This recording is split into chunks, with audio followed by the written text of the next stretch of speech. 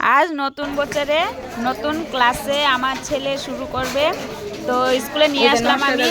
এখানে সব আচার্য সবাই এক লাইনে দাঁড়িয়ে আছে আর ছাত্রদেরকে স্বাগতম জানিয়ে নিয়ে যাচ্ছে, কারণ নতুন ক্লাস শুরু হবে। আর এটা হলো আমার ছেলে 3 ক্লাস। তো প্রথমেই বসিয়ে দিয়েছি আমি, এখন প্রার্থনা করবে। তো স্কুলে দিয়ে তারপর আমি চলে আসলাম। তো এখানে দেখো সবাই এখন প্রার্থনা করবে। তো আমি স্কুলে দিয়ে আসার পথে একটু মার্কেটে ঢুকলাম। তো এখন কিছু কেনাকাটা করছি সবজি।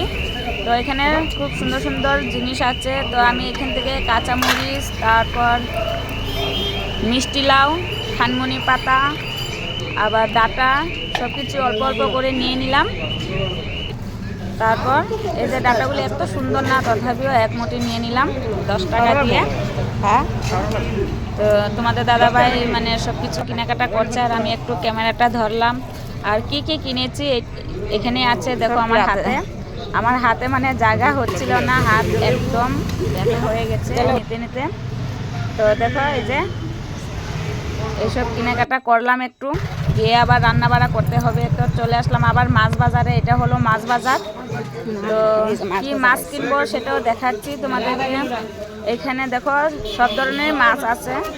তো আমরা চালানি মাছ খাই না, লোকাল মাছই খাই। তো এখানে এসেই ইচা মাছ পছন্দ হয়ে গেছে। দেখো ইচা মাছটি, আর ইচা মাছগুলো অনেকটাই দাম। তো অনেকটাই দেখে ভালো লাগে। তো ইচা মাছ না নিয়ে এখানে আবার দেখলাম ট্যাংরা মাছ।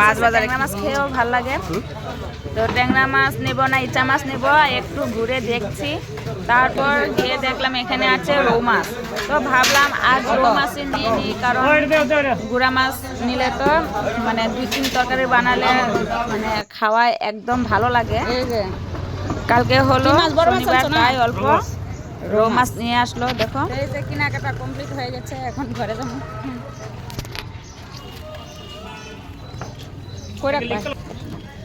হাতে রাখি।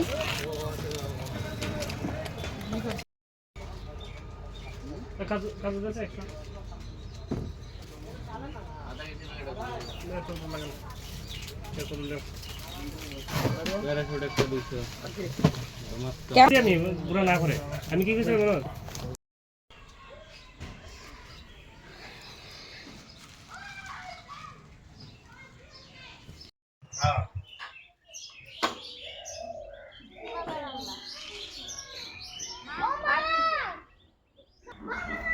দেখ স্কুলে দিয়ে আসাই রয়েছে, বাজার করে আইলাম।